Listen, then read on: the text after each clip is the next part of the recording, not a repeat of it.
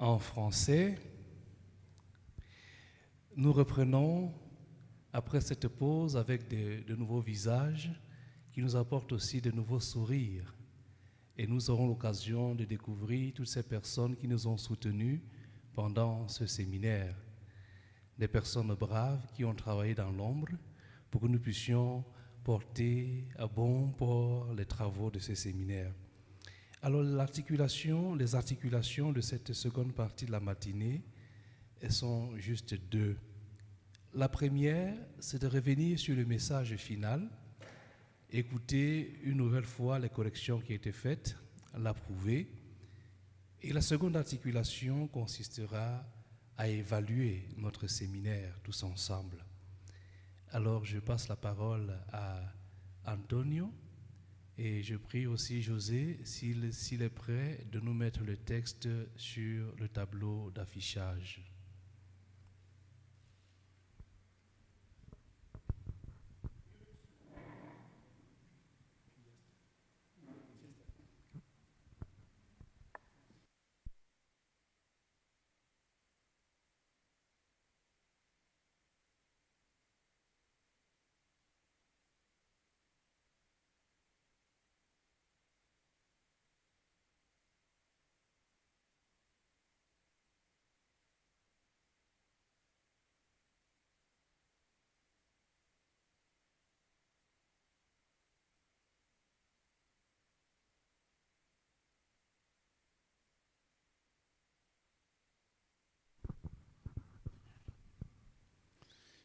Message to the Dehonian family at the 7th International Theological Seminar. Dear Dehonian family, with deep joy and heartfelt gratitude, we address all of you as we conclude the 7th International Theological Seminar held from July 13th to August 4th, 2026 at the Faculdade Dehoniana and the Convento Sagrado Coração de Jesus in Taubaté, Brazil. It is important to mention the participation of several formators and lay members of the Dehonian family who are university professors of theology. This gathering took place in the context of two significant jubilees, the centennial of Father Leon Dehon's death, 2025, and the 105th anniversary of the congregation's founding, 2028. They are a gracious invitation to return to our roots with thankful hearts and to allow our carings to bear fruit in the world today. Under the theme Father Dehon in his stead, each Continental Theological Commission worked according to the method proposed by Wayne C. Booth, through which each commission identified Dehon as the implied author of his writings and they attempted to imagine the mock reader whom Dehon was addressing. We also approached him with respect, creative fidelity, and critical spirit, giving thanks for the opportunity to discover a new man, priest, religious, and founder who speaks to us through his writings. Through the work of the Continental Theological Commissions, we gratefully recognize the main dimension of his legacy. In his letter, African Commission helped us to see a warm and approachable man attentive to people, their struggles, and their vocational journey. In his Not Quotidiens, Europe Commissions help us to encounter the founder interpreting history through providence in order to form his disciples. In his spiritual writings, North American Commission help us to hear an invitation to a living union with the heart of Jesus, marked by oblation, reparation, and service in commun d'amour. In his social writings, the Latin American reflected on the social catechism, help us to recognize a pastor deeply attentive to the wants of his times and invite us to pursue justice, the defense of workers' dignity, and the defense of the poor. The Asian Commission worked on the La Chronique du Sud-Est helped us recognize Father Dehon as a collaborator by drafting several editorials that encourage youth to assume political responsibility as Christians. The seminar reminds us that every text must be understood within its historical context before being applied to our lives today. Furthermore, our working method presentation followed by what?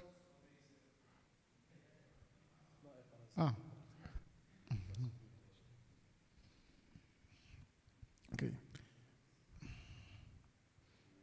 The seminar reminded us that every text must be understood within its historical context before being applied to our lives today. Furthermore, our working method presentation, followed by responses and dialogue among groups and commissions, showed us that theological research is a shared and synodal journey. The contribution of the Commission should not be understood as conclusions that close the possibility of understanding Father Dehon. Rather, each contribution opens a new path. The response of one commission to the contribution of another has helped us to perceive new perspectives and to deepen the study already begun. The diversity of continental voices does not dilute our identity, it enriches it.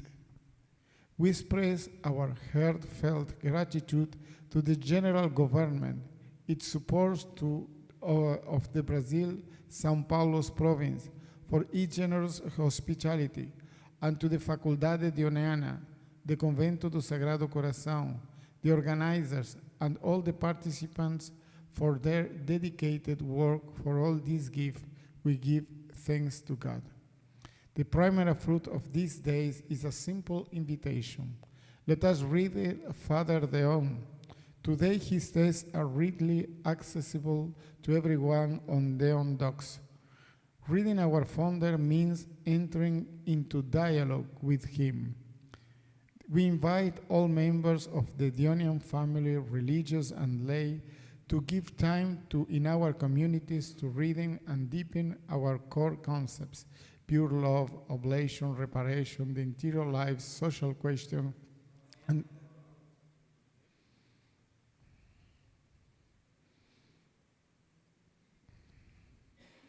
okay.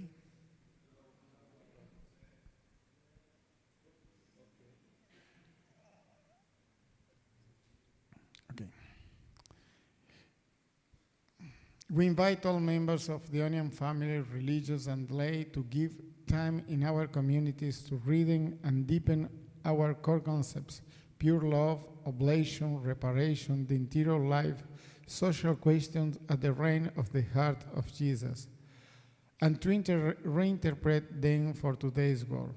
We invite everyone to visit the Faculdade Dehoniana website, where the proposals and developments discussed here can be consulted in several languages. As we move toward our 105th anniversary, let us go beyond nostalgic remembrance.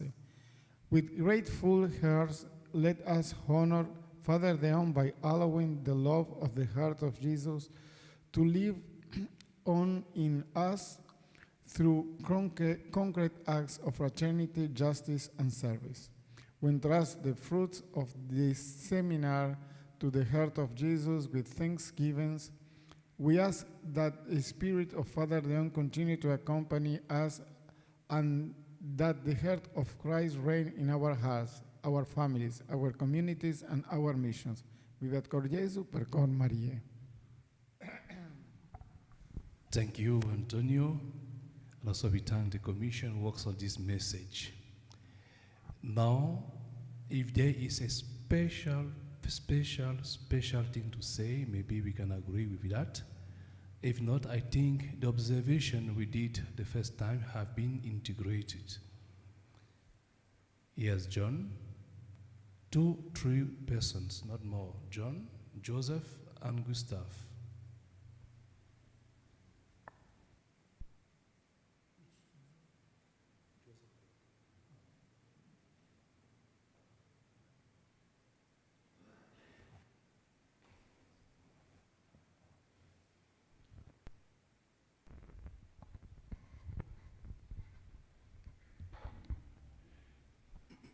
In the paragraph in which you thank the general administration, the part of the sentence does not flow in the text.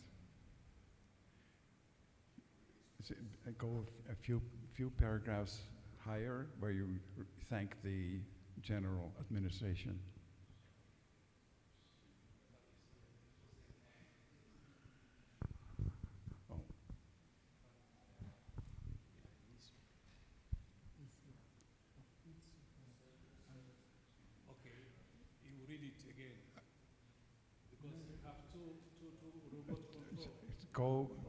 It's the text. I will try to read again, but with a little correction because that is correct. No? We express our heartfelt gratitude to the general government for its support and the Brazil São Paulo's province. Okay. For its generous. That's the text. Okay. Thank you.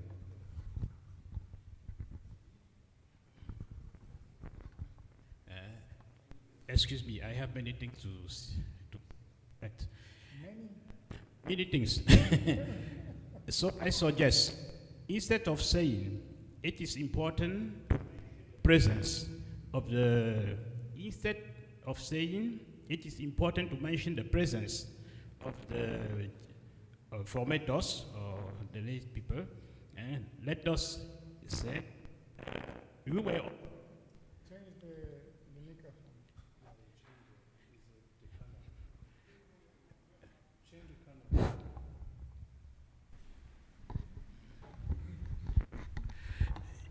Yes, it is at the beginning.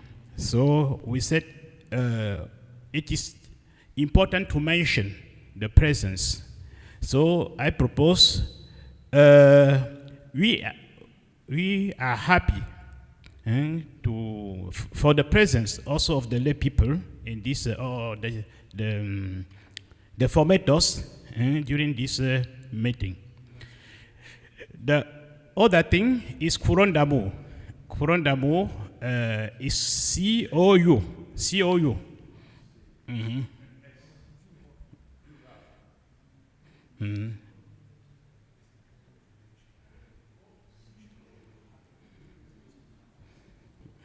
Okay, couronne d'amour, the correction. Okay, the other things is to put the title of the books in italic, yes.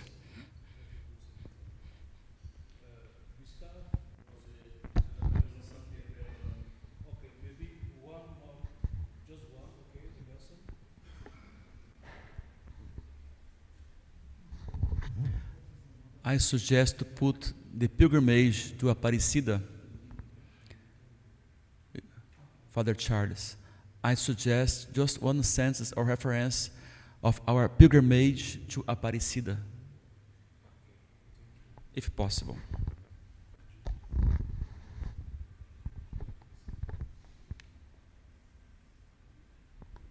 I think that the observation, the remarks, and all what we propose have been taken in account in the redaction now. Then I would just ask you people to approve the minutes of our seminar.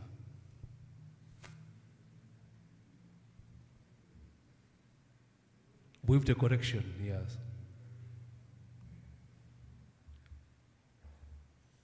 Okay. Can we now thank the commission that helped us to produce this message to the congregation?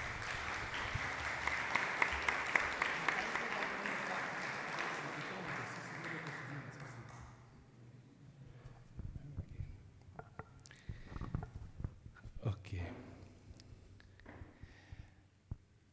Dear brothers, now we go to another steps of our journey on this morning. We entitled is evaluation. And I was saying before, we are happy to have those who help us during this seminar with us. It's also the occasion to hear maybe their voices, but also the occasion to thank them for all what they have done for us to accompany us during this seminar. In this point, we first of all listen to some among us to give their own point of view of the seminar.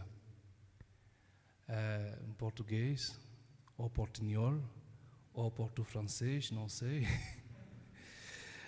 Agora vamos fazer uma avaliação do seminário. Estou a dizer que este seminário não é só o trabalho que fazemos aqui, mas também aquele trabalho que foi feito da gente boa do Brasil, que ficaram atrás, que ninguém veio a essa sala para trabalhar, mas que fazem muito para nós. É ocasião para ouvir também a sua voz, agradecer por tudo o que juntos fizemos neste dia. Vou iniciar esta parte chamando aqui uma leiga dehoniana, a senhora Meire, que vai falar também como participante no seminário, mas também como leiga dehoniana, que vai levar, portar nossa mensagem a toda a família dehoniana do Brasil.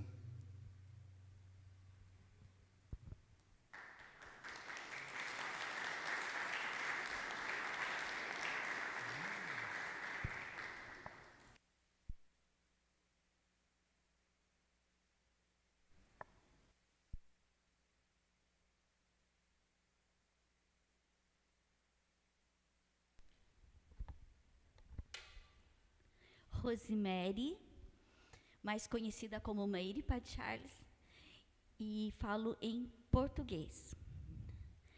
Trouxe aqui, pedagogicamente como eu sou, alguns livros para contextualizar essa minha fala.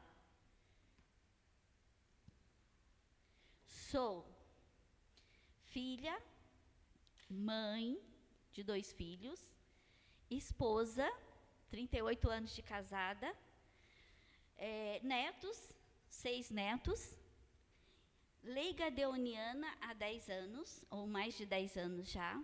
Já fizemos os nossos votos perpétuos, tanto eu como meu marido.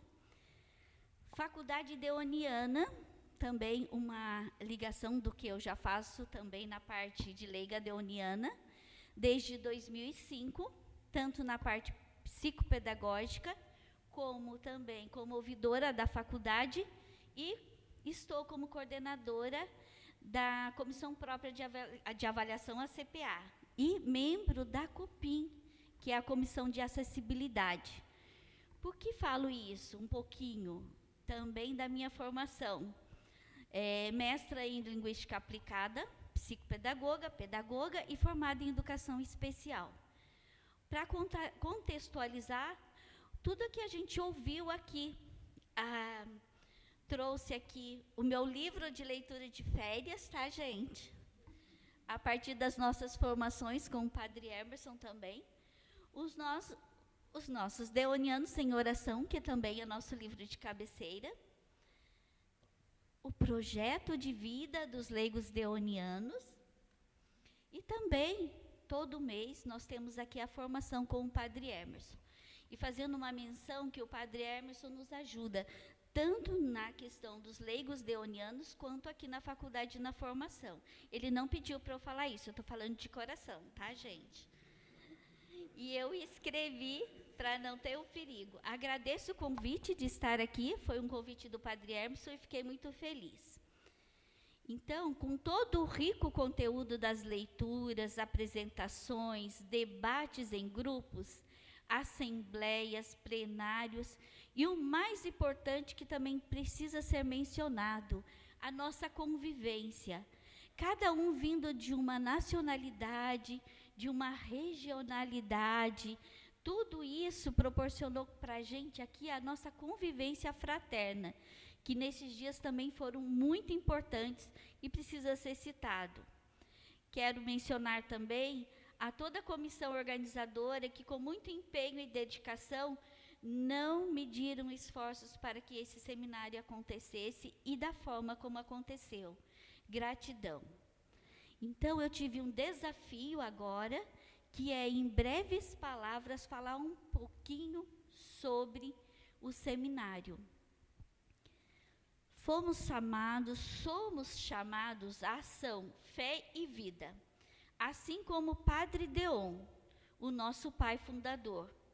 Como família dehoniana, atentos às realidades dos tempos atuais, deixa que esse seminário, tanto para nós que estamos aqui, como para tantos leigos que estão também nos ouvindo, que nós enviamos o link, que buscarmos, né, através de estudos, um apostolado concreto, para que o amor de Cristo seja o fundamento de uma sociedade mais justa e fraterna. Façamos as coisas mais comuns de uma maneira não comum, a frase do nosso padre fundador. E não se trata de fazer grandes feitos, mas de santificar o comum, cada qual dentro da sua realidade. Obrigada. Obrigada.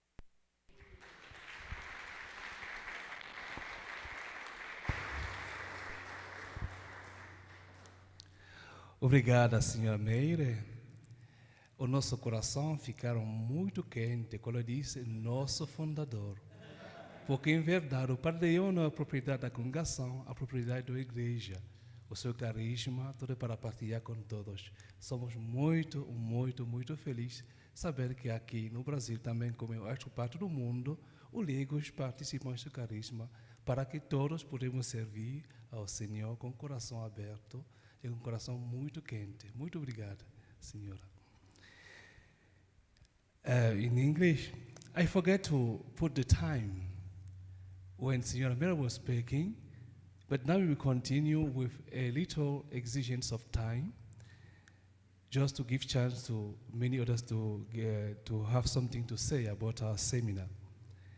As we know, during the seminar, we have to receive also the participation of some lay people coming from the United States, Professor Jeremiah and Professor Michael. They are lecturers in our faculty, Harris Corners there, and they bring a great contribution also to our seminar. I would like them to say some words about their own opinions, what they feel here, and what they think that can be like the fruits of this seminar.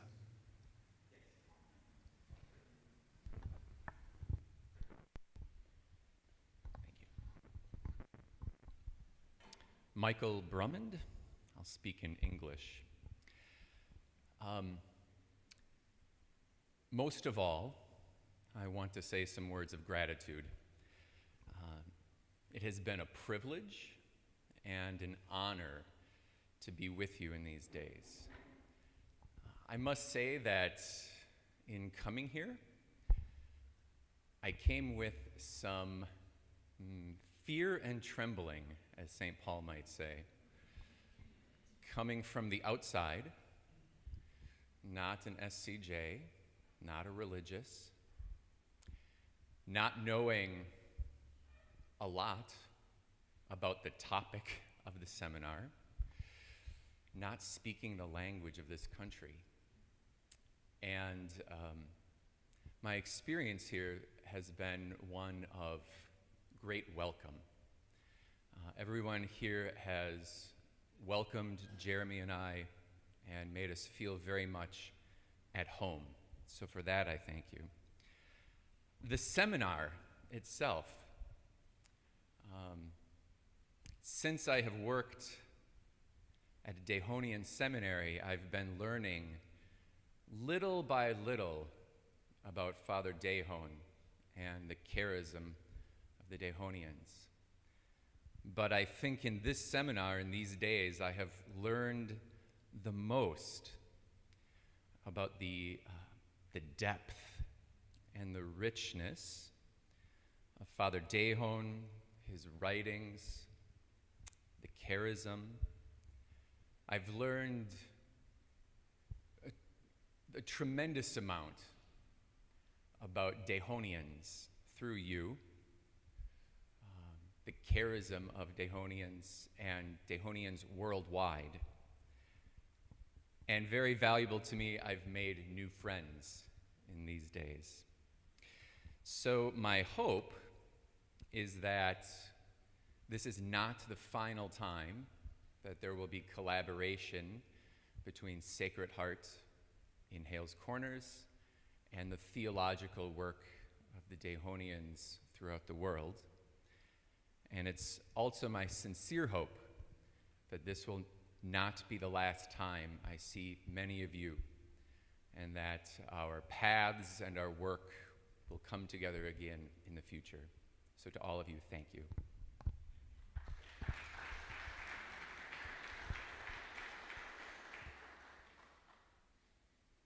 My name is Jeremy Blackwood. I will also speak in English. Mike has left me little to say. I want to express my gratitude for having been invited to come here and participate in this, as Mike said. I was blessed to visit Taubaté last October, and it never occurred to me I would be back less than a year later. It did not occur to my wife either, but she was okay with it. I was excited to see again the people that I knew, the people from down here, the people who I met in Rome in March, and in June as well, and to meet new people in addition. This has been a blessing. I have learned even more, the depth, the richness that there is in Father Dehon, and I'm encouraged because you are all at a point of trying to use the resources you have, Dehon Docs, to try to better understand your founder, to better understand yourselves, and I hope that we can continue to help in that path. We want to express our gratitude to Father Carlos and to the Commission for agreeing to our being here, especially to Father John. It's our understanding, at least, that he sort of took some of the initiative for us to be here. We also want you to know that in Sacred Heart, the lay faculty are interested in Dehon. As a group, we would like to continue to help reflect on Dehon, and so we, as Mike said, hope to continue collaboration more with Dehonian theologians and reflection on the charism. Thank you again for your hospitality, your invitation, and we look forward to working with you still more. Thank you. Thank you, Michael. Thank you, Jeremiah, for your availability. It's not all the time that some lay people accept to interest themselves to a charism and to invest themselves for research and so on.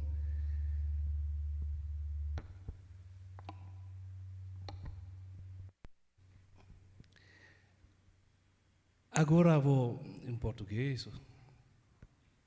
Vou chamar aqui alguns formadores que estão aqui para conosco para deixar uma opinião deles. Ao início desse seminário foi para nós um desejo mais grande é ter uma participação dos formadores da congregação. Discutimos muito disso no Conselho Geral, também no comitado científico desse seminário, mas com a limitação que sabemos todos, questão do visto, questão da movimentação, não foi possível portar até aqui também formadores de outras entidades. Muito foi online para seguir-nos. Eu tenho um pensamento agora para aquele da África, que muito foi online, mais tarde de noite para ouvir, para sentir as coisas do seminário. Penso em alguns formadores de Ásia que participaram, que deixaram também alguma opinião. Esperamos que esse seminário para Dehon vá abrir, mas sempre a participação dos formadores para levar os frutos diretamente nas casas de formação. Ouvimos o padre que vai falar em nome do formador. Padre Eliseu, sou formador no postulantado, província Brasil, São Paulo, as províncias brasileiras. Dado que temos a etapa em conjunto, falo em português. Destaco alguns frutos deste seminário, pontualmente. Primeiro, expresso a nossa gratidão pela oportunidade que nos é e nos foi concedida, dado que temos aí a missão de formar aqueles que entram e que fazem o caminho formativo inicial, né, os nossos futuros religiosos e religiosos presbíteros. Os pontos que destaco brevemente. Ver a riqueza e a densidade dos escritos de Padre Dehon, sobre os quais nos debruçamos estes dias. A oportunidade de conhecer de forma sistemática e metodológica Padre Dehon a partir de seus escritos, alargando aí os horizontes na perspectiva biográfica, espiritual e Dehon como um todo. Ter contato com textos que não são tão conhecidos e divulgados entre nós. Aqui, a nível de partilha pessoal, muitos dos textos foi a primeira vez que li e tive o contato. Ver de forma concreta como a congregação, por meio de comissões específicas, tem se esforçado para que possamos conhecer e amar mais Padre Dehon. De fato, desenvolver em nós uma identidade dehoniana na nossa missão, onde quer que nós estejamos. Fica o convite e também o desafio para nós formadores e para todos nós que estamos aqui, para nós dehonianos, de aprofundar o conhecimento sobre Padre Dehon e replicar isso, divulgar isso nos ambientes e nas nossas respectivas missões. E, por fim, ver como Padre Dehon e conhecer Padre Dehon a partir dele mesmo, né? A partir dos seus escritos.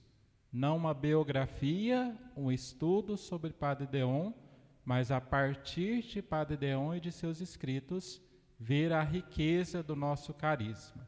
Então, isso um pouco que destaco ao longo desses dias, e uma vez mais, a nossa gratidão pela oportunidade, e que isto, no tempo que não é nosso, mas que persevere e que dê frutos nas nossas missões, nas nossas comunidades, nos nossos continentes, na congregação como um todo.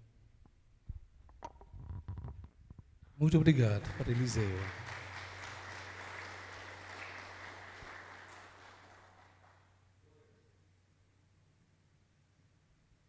Tem um segundo formador?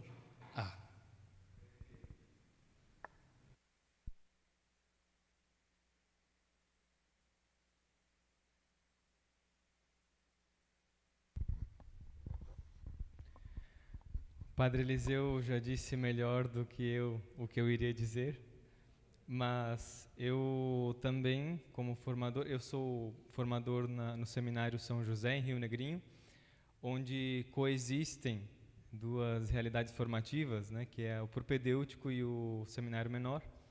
E acredito que essa experiência de estar aqui foi assim muito renovadora, né?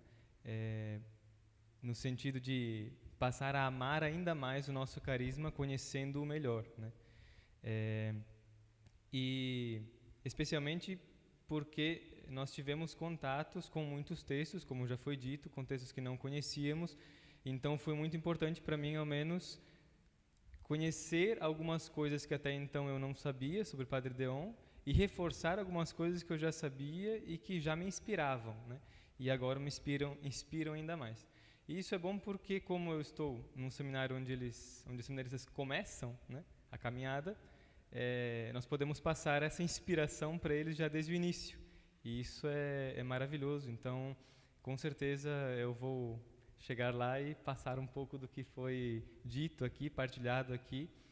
Também agradeço a convivência com todos, porque eu também confesso que assim, a minha habilidade em outras línguas não é muito grande. Então, eu confesso que eu achei que estaria um pouco mais retraído, né? Mas consegui conversar com alguns e foi uma partilha muito interessante, né? Agradeço a todos aqueles com os quais eu consegui conversar e tudo. E também peço perdão pelos erros aí, né, nas outras línguas. Mas muito obrigado a todos e E obrigado por todo o trabalho feito das comissões e de todos que estão aqui organizando. Deus abençoe.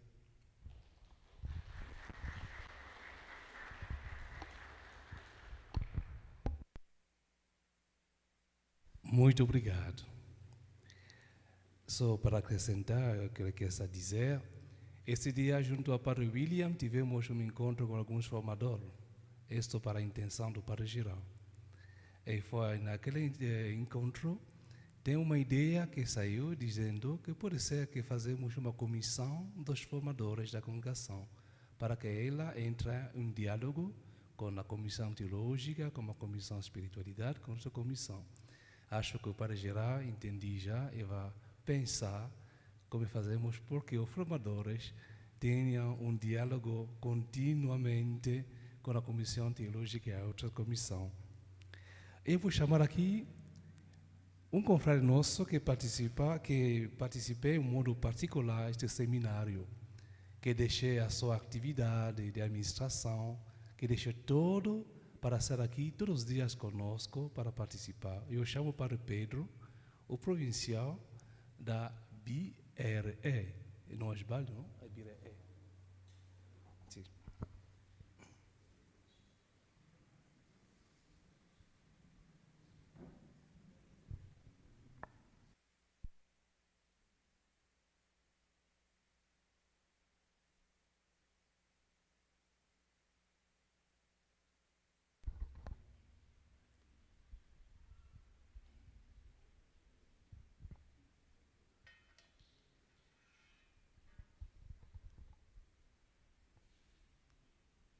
Eu gostaria de, primeiramente, agradecer ao Padre Emerson.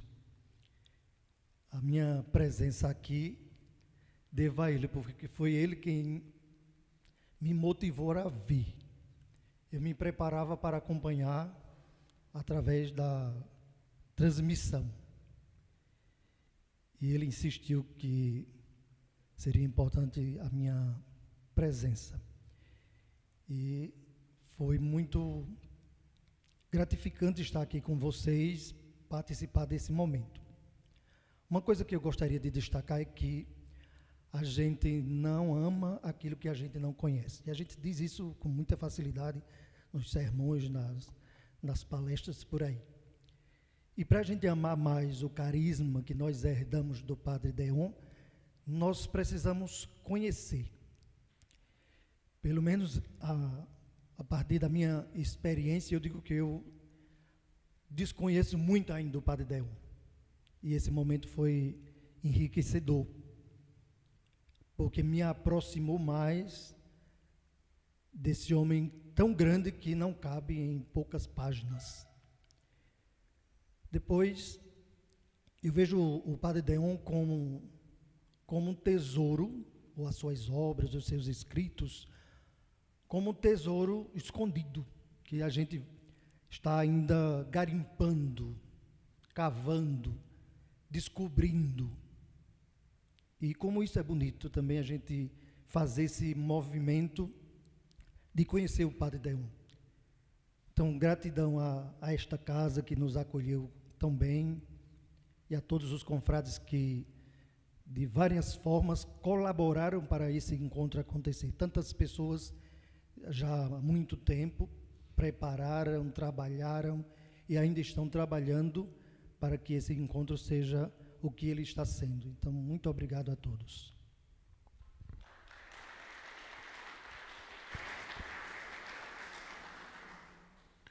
Obrigado, Padre Pedro.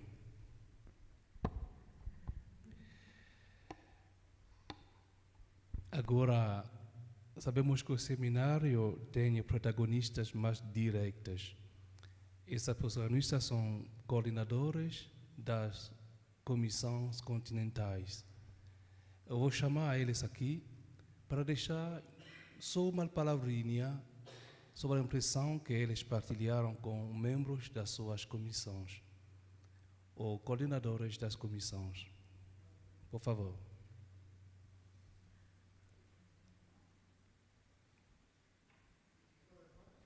Sim.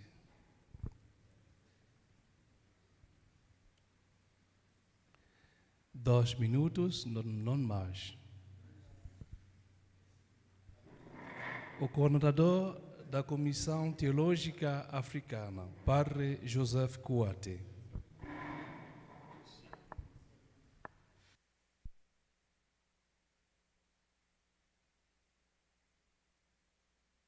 Ok. Obrigado. Falo em francês. Alors, le professeur Mike a dit qu'ils sont venus avec crainte et tremblement. Mais je dirais plutôt que nous sommes venus avec phobie et mélancolie. Parce que nous ne pensions pas vraiment que nous devions venir. Avec tout ce que nous avons eu à souffrir, à un certain moment, j'ai écrit au Père Emerson que le Brésil pense que nous sommes des terroristes. Nous n'allons pas venir. Mais par la grâce de Dieu, nous sommes venus. Surtout, je suis vraiment très très content que le travail que nous avons fait, parce que, et je remercie aussi la Commission internationale qui nous a donné ce travail. En le faisant, nous avons découvert le Père Dehon à travers ses correspondances. Et on a envie, quand vous découvrez, de partager aussi avec les autres. Et quand vous n'arrivez pas à le faire, c'est comme vous avez un blocage. C'est vrai, le Père Guy était là, il pouvait tout cela, mais nous sommes contents et nous remercions le Seigneur de nous avoir conduits et aussi les confrères qui ont tout fait pour que nous soyons aussi là.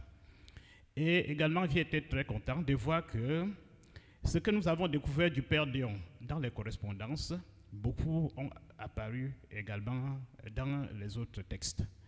Donc, le Père Dehon vraiment est le même. Mais également, des nouveautés qui sont sorties des autres textes et qui nous enrichissent également. Et donc, ça me donne envie de continuer à travailler sur les textes du Père Dehon, même ce que nous n'avons pas travaillé. Donc, je rentre en Afrique avec une conviction d'être l'apôtre des Torbaté. Merci, Père Joseph. Passons la parole au coordinateur de la Commission Sud-Amérique ou Latine-Amérique. Falo em português. Eu acho que uma das pessoas que deve estar muito contenta com estes encontros deveria ser, não sei se é, o Padre Stefan Tertiunte. Padre Stefan, no primeiro seminário teológico, ele estava com o Padre Gonçalo, com Marcial Manzaneiro, e não lembro se algum mais. Mas eu lembro que naquele encontro, onde estava também Padre Carlos Ruiz e alguns outros, eu era estudante naquele tempo em Roma, fomos ao encontro e só o Padre Stefan, Padre Perru, o Padre Rafael tinham lido diretamente Dehon. O resto, estávamos ali. Hoje em dia, eu acho que isso é importante, somos um grupo muito mais nutrido que estamos a ler o Padre Dehon nos seus escritos.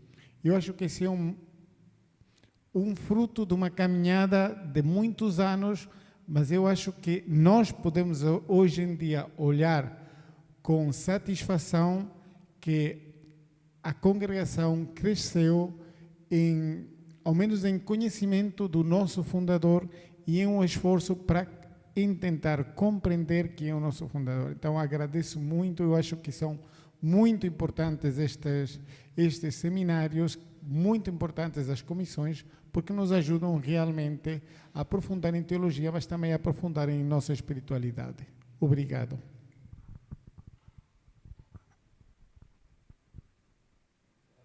Zamboni, Comissão Teologica Europa. Italiano.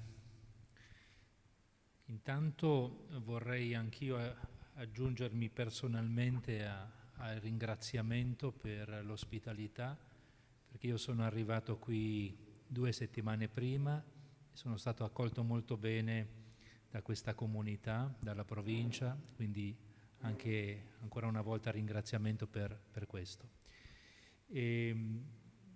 Successivamente, rispetto al seminario, penso che la questione del metodo che è stata sottolineata sia stata veramente la questione decisiva, che ci aiuta a capire che per lavorare occorre un metodo che in qualche modo ci unisce, e penso anche che abbiamo capito qui forse i meriti, i vantaggi di questo metodo, anche forse i limiti di questo metodo, e dunque la necessità di lavorare con diversi metodi.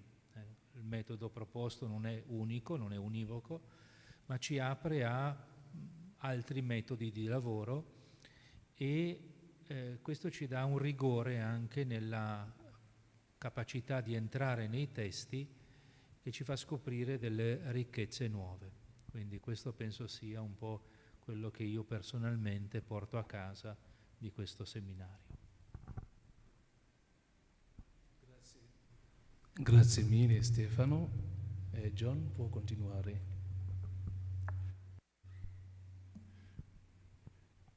I thought perhaps what I could do is, in some way, what we have tried to live here and reading the texts of Father Dehon,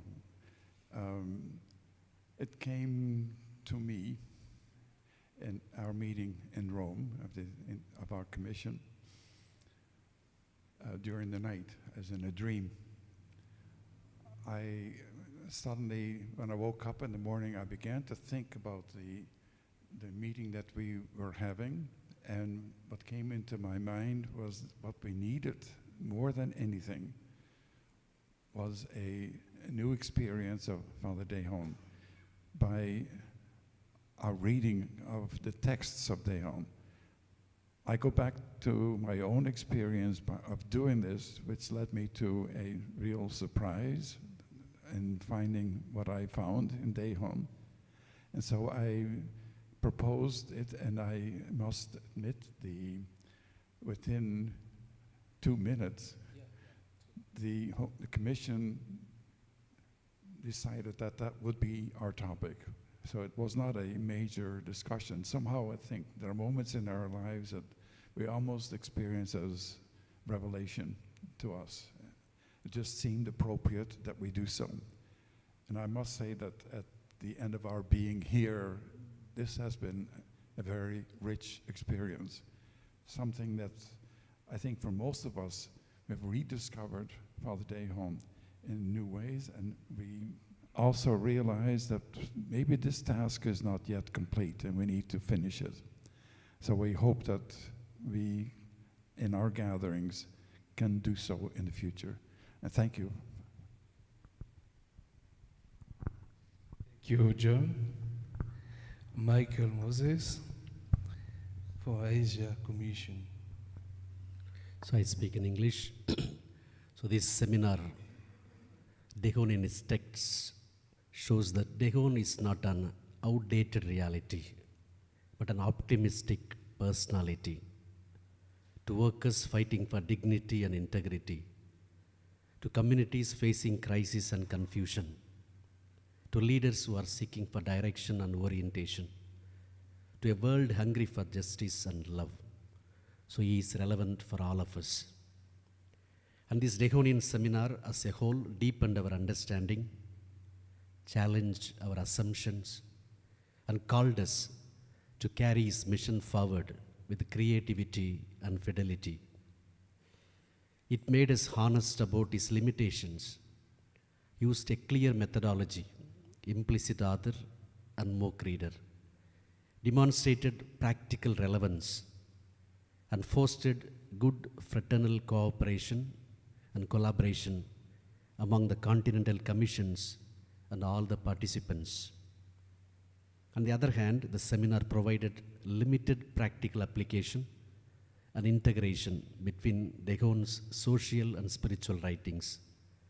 This aspect can be further developed in the days to come by the continental commissions. The Dehonian seminar invites the entire Dehonian fraternity to be voice for the voiceless, hope for the hopeless, and help for the helpless in a passionate and compassionate manner, resonating with the spirit of our founding father, Dehon. During this Dehonian Jubilee, as a fitting tribute to him, and thus to bring the reign of the heart of Jesus in souls and societies. So as a whole, I, along with my confreres from Asia, Father Purvanto, Father Yudhistro, Father Candido, Father Emmanuel, Father Locke, we feel privileged and thankful to Father General and his council, the scientific committee headed by Father John, all the continental commissions, the BSP province, and all the confreres who collaborated and helped, including the co-workers, for your fraternity, cordiality, and hospitality. May the heart of Jesus bless all of us. Thank you. Thank you, thank you. And I think it's the occasion also to give a great thanks to all the commission who works very hard for this seminar.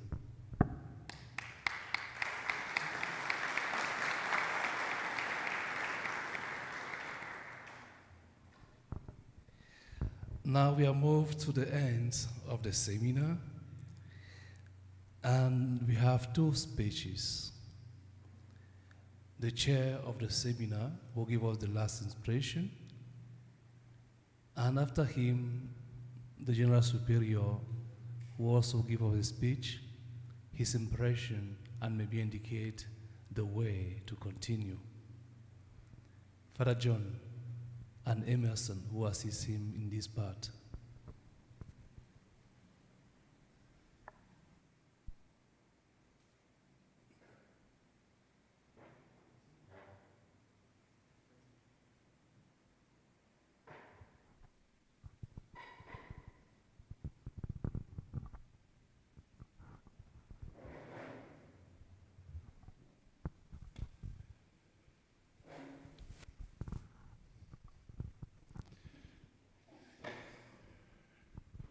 The agenda says that at this point, the chair outlines the next steps and closes the seminar.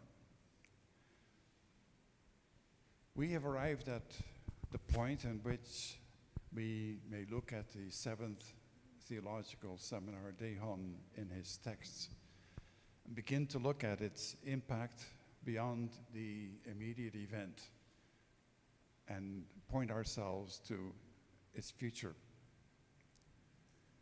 When in 2004, the anti-Semitic texts of Father Dehon postponed the imminent beatification, Pope Benedict created a space for us, asking us to fill that space with a new historical approach to Dehon's life.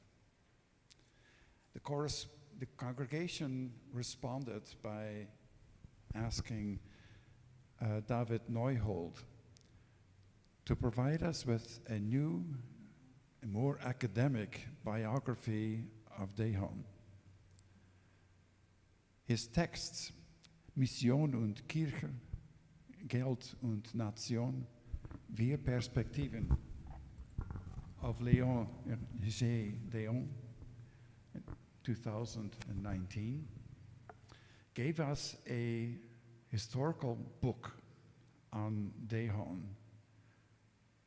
that responded to the need to encounter Léon Dehon without a hagiographical coloration. This 7th seminar, Dehon, in his texts, attempted to do something similar. We asked, how does Father Dehon appear textually? What can we deduce about Dehon and his project from the texts that have come from his hand? What authorial traces has he left us in the 5 literary genres that are found in his voluminous texts? Yesterday, in the lively discussions, both in the small groups, but certainly also here in the public forum in this hall, we looked back at our work, and we also began to look ahead toward the future. You provided the congregation with a number of acting points. The Theological Commission will look at the suggestions and propose a way forward. There will be, as was the case in previous seminars, a publication of this seminar. Its immediate form is not yet determined.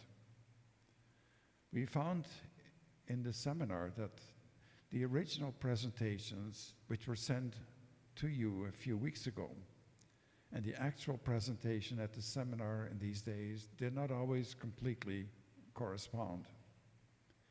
If this is to be a publication of the seminar, it would mean that we would publish what was presented here. Two of the texts presented their research only by way of a PowerPoint. The other presentations, because of time limits, the text was reduced so that it would fit within the prescribed time limitation of 1 hour.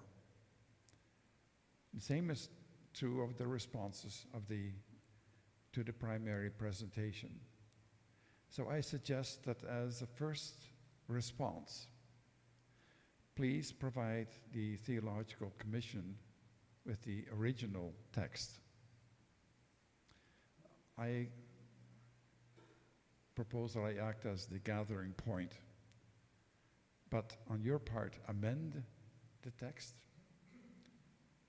taking into account the response that you have received to your text by the responding commission, and send your text, I suggest for now, to me. You'll get further information how you may do that. I'm a person that works with emails.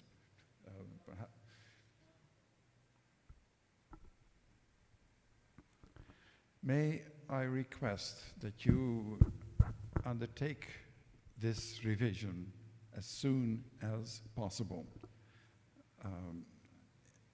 If possible, I would like to receive your text, and you may not totally agree, but I would like to suggest that you send your text by the end of September. That's next month. It is best, I think, that you do not leave this work until much later. You will have forgotten what you may realize now. Now you have some kind of idea what you must perhaps do with the text.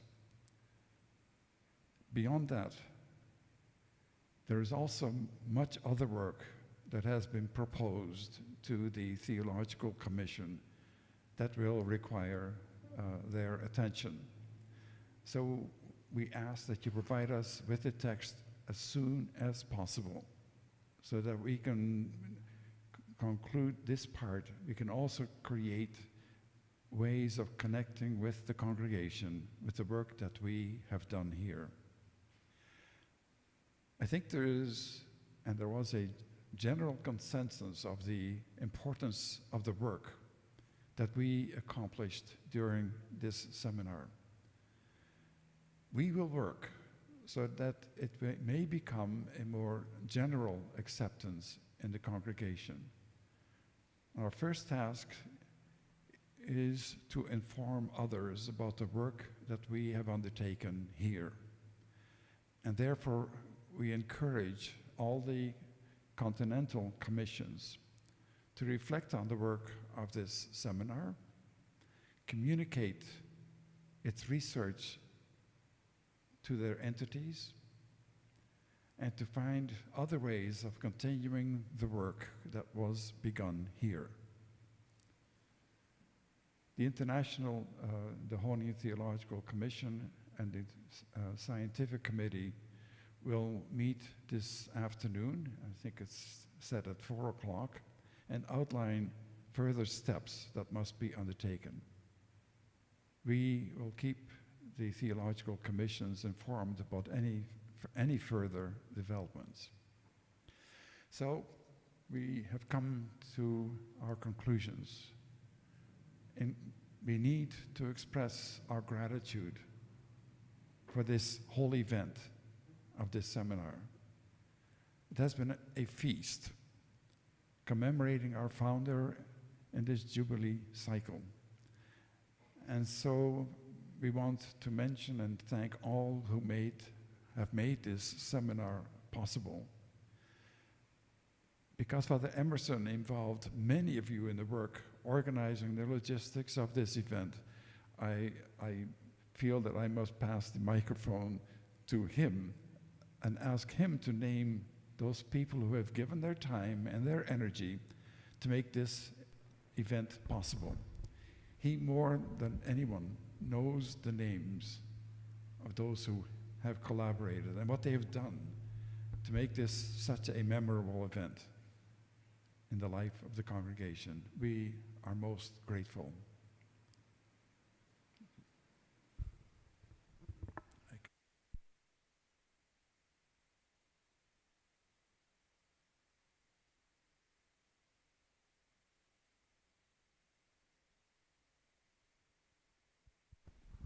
Irei falar em português. O Padre John pediu que eu elaborasse uma pequena ladainha de alguns nomes que não podem ser esquecidos, porque se tivemos um belo evento, e nós tivemos um belo evento, é porque muitas pessoas trabalharam por muito tempo para que nós tivéssemos um seminário, que é uma dimensão acadêmica do jubileu de Padre Dehon, dos 100 anos da sua morte e de 1 século e meio da fundação da obra. Agradeço ao governo geral pela confiança depositada em Taubaté, no conventinho, na Faculdade Dehoniana, de modo especial o Padre Carlos, Padre Williams e Padre Charles, que estão aqui conosco. A nossa gratidão ao governo da província Brasil-São Paulo, Padre Eri Lobato dos Santos, que esteve conosco nos primeiros dias, depois teve que se ausentar, mas cito explicitamente o Padre Nelber, que está aqui, o Padre Cristiano, o Padre Marcelo Batalhoto, que viajou esta manhã, e também o Padre Demétrios, que não pôde comparecer por questões paroquiais. Muito obrigado ao nosso governo provincial. Também quero citar o Padre Edson e o Padre Ademir, que trabalharam muito para que nós tivéssemos esse evento bem organizado. Agradeço a amizade do Comitê Científico, Padre John, Padre Charles, Padre Eudes, Padre Stefano e Padre Alain. Obrigado pela caminhada que nós fizemos juntos, e também as comissões continentais. De maneira mais próxima, eu quero agradecer a Faculdade Dehoniana. Quero lembrar aqui o Padre Marcelo Batalhoto, o nosso diretor, também a Carolina Brandão, a Carol, que está lá na porta do auditório, que é a nossa vice-diretora acadêmica, e o Padre Reginaldo Sturion. Onde está o Padre Reginaldo? Levanta a mão, por favor, Padre Reginaldo. Muito obrigado pelo amplo e carinhoso apoio que você deu para que nós realizássemos esse evento. Muito obrigado de coração. Ao conventinho que nos acolheu e nos fez nos sentir família, muito obrigado, na pessoa do Padre Anderson Ribeiro e do irmão Valdemar Scramin. Onde está o irmão Valdemar? Eu peço que levantem a mão, por favor, Padre Anderson, irmão Valdemar. Eu peço um aplauso ao Padre Anderson e ao irmão Valdemar, porque eles trabalharam muito para que tivéssemos esse evento. Muito obrigado. Muito obrigado. De coração, Padre Anderson, sei que você trabalhou com carinho para que nós tivéssemos um ambiente fraterno e de casa. Muito obrigado. Agradeço aos secretários que muito trabalharam para que tivéssemos um registro histórico seguindo os passos de Padre Dehon. Daqui a alguns anos nós também iremos reler os escritos que herdamos de Padre Dehon através dos textos de vocês.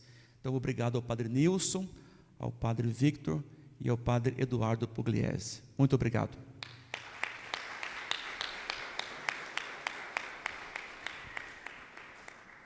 Ainda nessa via, ainda nesse caminho, obrigado ao Padre Eduardo, porque ele assumiu todo o trabalho de liturgia e preparou o nosso prayer book, o nosso livro de liturgia. Muito obrigado ao Padre Eduardo e à equipe que organizou esse material tão bem. Quase concluindo, eu lembro os 3 frátres que trabalharam conosco aqui no ambiente do seminário e também nos transportes, na logística. O frater Ricardo, o frater Jefferson e o frater Lucas. Levantem a mão, por favor. O Jefferson não se encontra, mas também peço um aplauso para eles.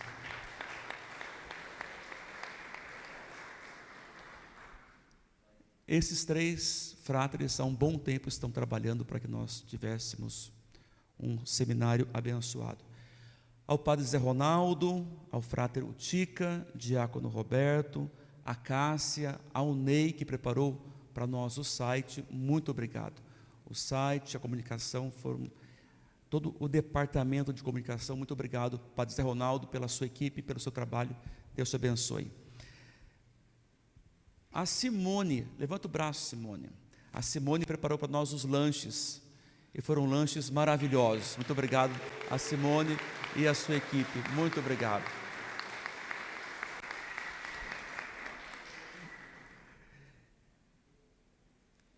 Eu quero citar alguns frátres que não trabalharam muito, limpando os quartos, arrumando os o jardim, a área externa, preparando agora o nosso almoço.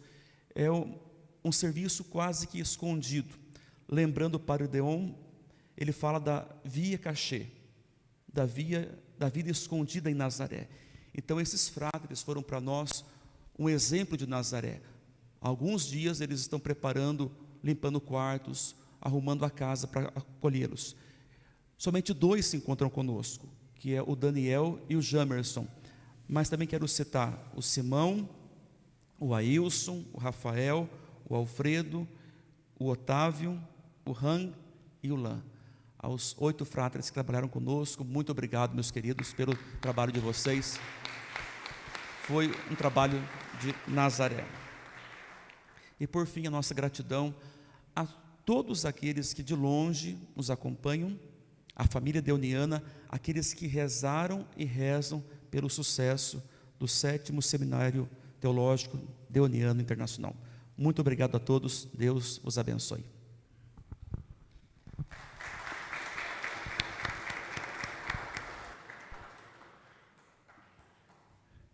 It's my honor in conclusion to thank Father Emerson. Throughout this year, you kept sending me messages and reminding me of things I still needed to do. It's been really a genuine pleasure to work with you. You've indeed been, for me, a godsend. So thank you.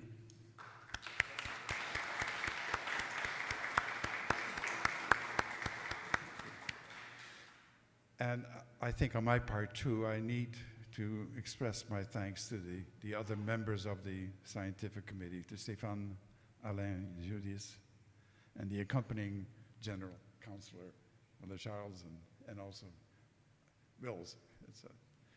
Thank you very much, and it's been a real pleasure to work with you all, but it's been also because of your dedication that this has been an experience I think that for all of us can welcome. Thank you very much.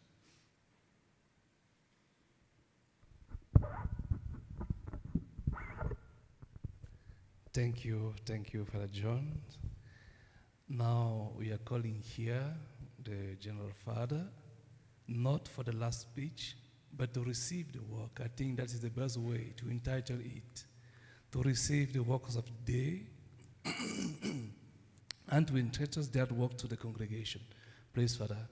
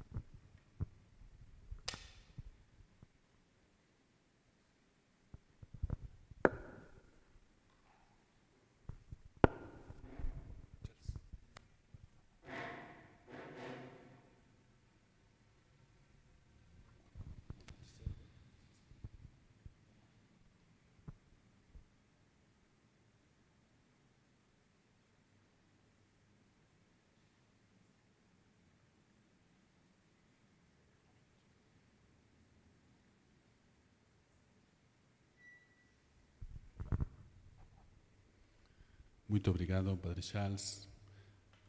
Basicamente vou falar em espanhol, acho que é mais fácil para todos. Y quiero iniciar con un poema que fue escrito en el año 74 por un poeta brasileiro, un poeta del Valle de Paraíba, donde estamos. Y en su poema, lo cito en español, siempre pierde. Un poema cuando se traduce pierde, pero lo cito en español.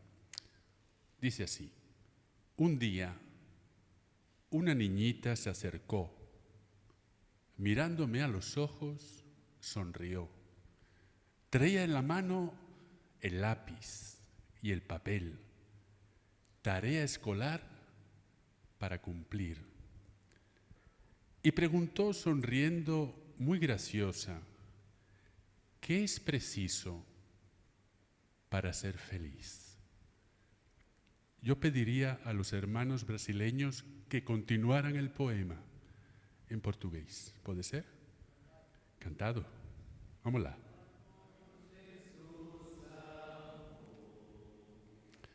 Soñar como Jesús soñó. Pensar como Jesús pensó. Vive como Jesús vive. Sentir lo que Jesús sentia. Sorrir como Jesús sorria. E ao chegar ao fim do dia, eu sei que eu tornaria muito mais feliz. Sentir como Jesus sentia, sorrir como Jesus sorria. E ao chegar ao fim do dia, eu sei que eu tornaria muito mais feliz. Muito obrigado. Vocês são uns poetas também, né? Conocen al autor de ese poema, claro. ¿Quién no? Nuestro padre Ceciño, ¿no? Que es un poeta. En ese poema, sin embargo, faltó algo. Escribir como Jesús escribió. Porque Jesús escribió también. Lo hizo una sola vez. De lo que Jesús escribió, no sabemos nada. No sabemos nada. Pero sabemos que lo que escribió sirvió para salvar al menos una vida. Una vida fue salvada por aquello que el viento se llevó, gone with the wind. Y posiblemente hizo que aquellos que escucharon o aquellos que leyeron repensaran su propia vida. Aquellos que llegaron con una intención y poco a poco, después de leer lo que Jesús escribió con su dedo, se fueron. ¿Quién sabe si el padre Dehon, cuando tuvo ese deseo, eu gostaria de escribir, quisiera escribir, tal vez pensó en aquella página del Evangelio, cuando Jesús, por aquellas pocas letras o lo que sea que escribiera, logró salvar una vida. El padre Dehon escribió mucho más.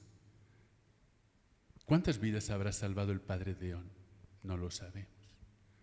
¿Cuántas personas habrá transformado su palabra? Más de una. De eso sí podemos estar seguros.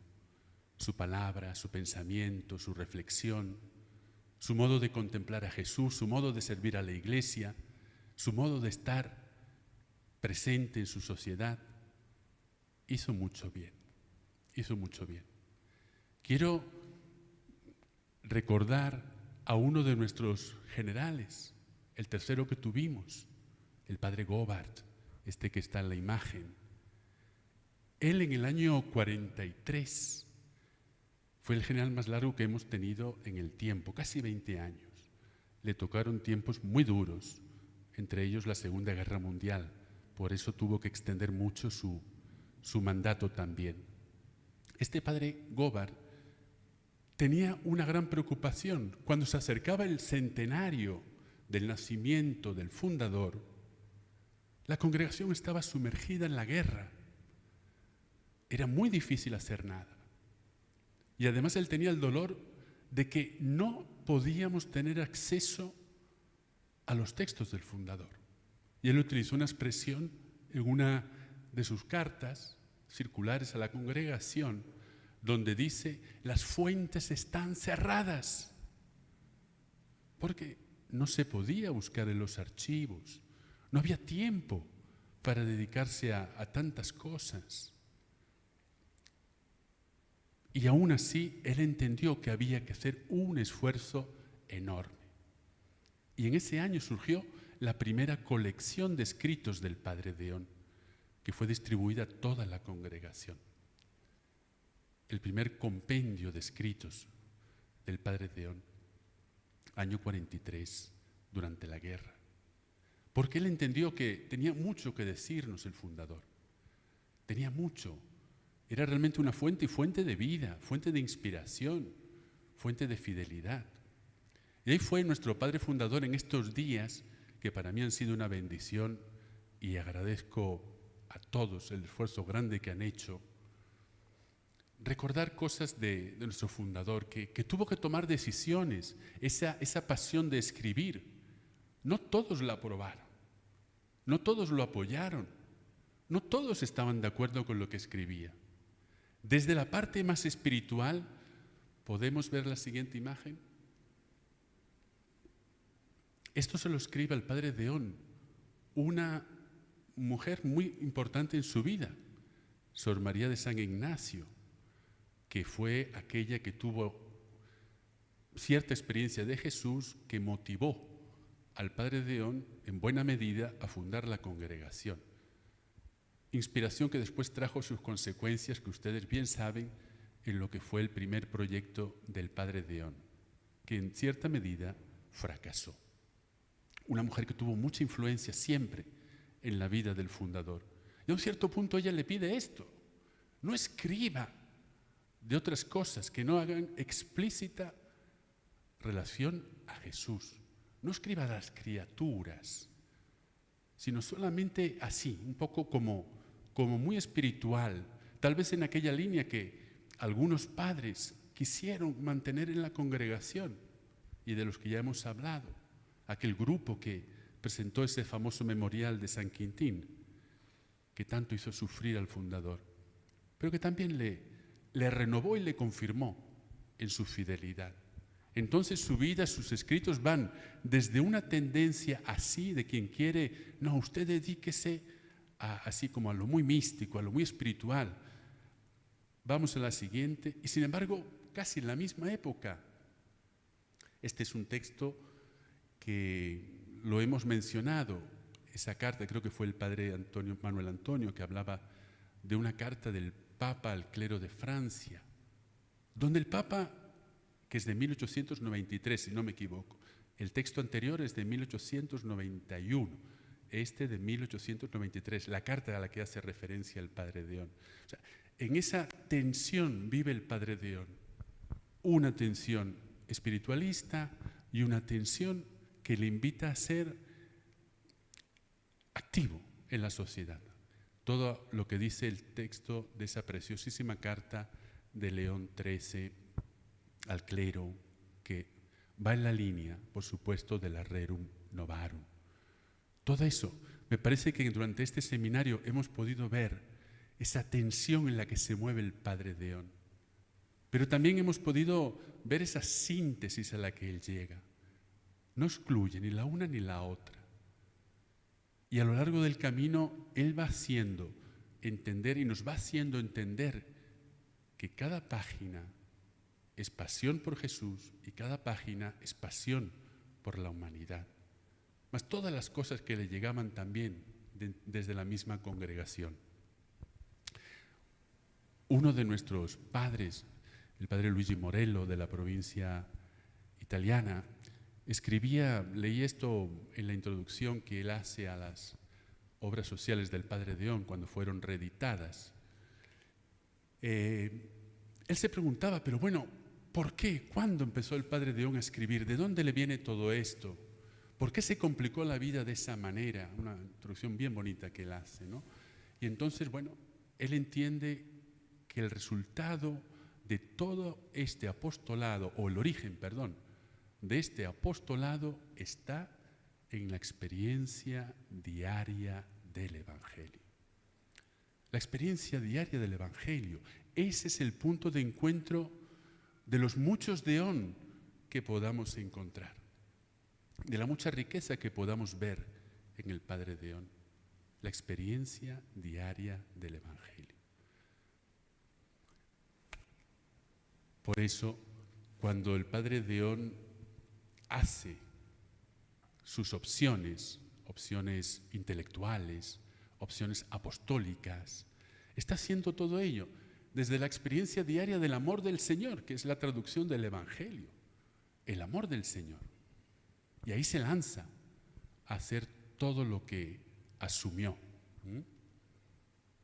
Entonces, esa síntesis que el padre Luigi expresa así, la experiencia espiritual interior y la vida concreta, son dos niveles que se funden en una síntesis vital. Y me parece que en este seminario, con los aportes de cada uno de ustedes, podemos tener eso como que mucho más claro, esa síntesis a la que él va llegando desde su fidelidad al Evangelio, desde su fidelidad al corazón de Cristo en modo particular. Por eso, en este año del centenario, en este tiempo del jubileo, en el mismo año que el padre Govard escribía a toda la congregación, un joven sacerdote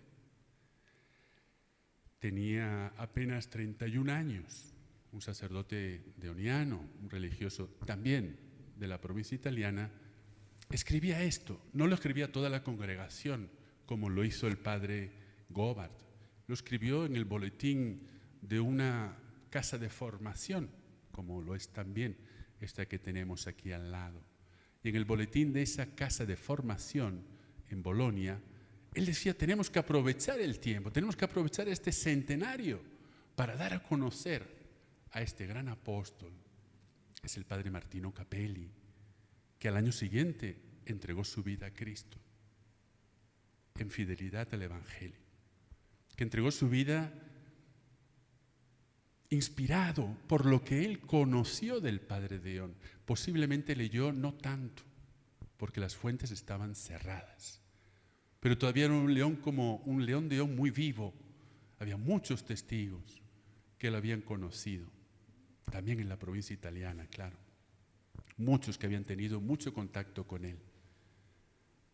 ¿Quién sabe si en aquellos momentos en que nuestro hermano Martino, que vamos a celebrar su beatificación en apenas un mes y poco, en aquellos momentos de prisión, en aquellos momentos de tanta violencia, se sintió confortado también por las palabras vivas que recordaba del Padre Fundador, por lo que fue transmitido por aquellos padres que le formaron y que le acompañaron en el camino. Por eso nosotros ahora que estamos de centenario, creo que es una bendición que nuestra Comisión Teológica Internacional, las de cada área geocultural, hayan regalado, porque yo considero que esto es un regalo a la congregación y a la familia dehoniana, este trabajo que han hecho, porque es muy estimulante, es muy motivante, para que sigamos bebiendo de las fuentes que están abiertas, Ese trabajo que, sobre todo desde el centro de estudios, posible no también agradecer lo que fue el padre Bourgeois para la congregación y para el estudio del padre Dehon y todos los que han venido detrás. Y aquí tenemos la gracia, ya fueron mencionados, de tener al padre Tertinte, al padre Judis, al padre Víctor, que han tenido una responsabilidad muy grande en todo este trabajo, el padre Stefano Zamboni en el sector de las publicaciones, del de la revista de la congregación. Y todo eso es fruto de gente que se ha tomado en serio nuestro patrimonio, que es nuestra manera de acercarnos al Evangelio también, al corazón de Cristo. Así que bueno, que sigamos en este año. El padre Martino decía que el padre Dehon tenía un cervello ben attrezzato, una expresión que él utiliza, una cabeza bien amueblada, decimos en español, ¿no? Una cabeza muy bien ordenadita, pero sobre todo tenía un corazón bien abierto para que el de Cristo siempre estuviera en él y fuera el que lo motivara. Así que muchas gracias a todos, muchas gracias por este preciosísimo tiempo. No repito porque, bueno, todo lo que han dicho, a todos, desde los que están allá arriba en las alturas también, a los que están siempre en movimiento constante, agarrando nuestras mejores posiciones, para que queden también constancia y memoria de que estuvimos aquí. Así que muchas gracias a todos. Declaramos cerrado este 7º seminario que ya huele a apertura de otras nuevas cosas. Vivat cor Jesu.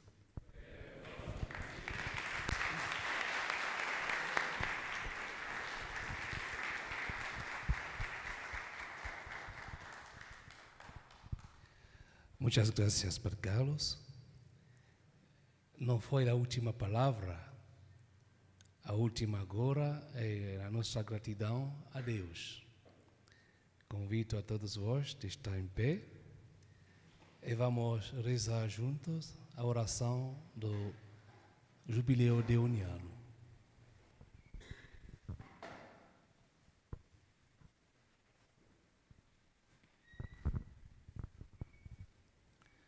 Jesus, vosso coração aberto na cruz é o grande sacramento do amor de Deus pelo mundo. Engrasai-nos na experiência da fé do vosso servo, Leão Dehon. Celebramos este festivo tempo de jubileu. Recordamos a vossa devoção ao vosso coração e o seu compromisso com a ação social. Salvador misericordioso, como família dehoniana, desejamos unir-nos à vossa oblação, ó Pai, para que possais viver sempre em nós. Pela intercessão de Maria, vossa Mãe Santíssima, nós vos pedimos a graça de levar a devoção e a ação de graça fundador para os novos tempos e lugares. Senhor Jesus, ouvi a nossa oração, fazei-nos tempo de jubileu, um sinal sempre novo do amor infinito de Deus no coração do mundo. Amém. E viva o Sagrado Coração de Jesus!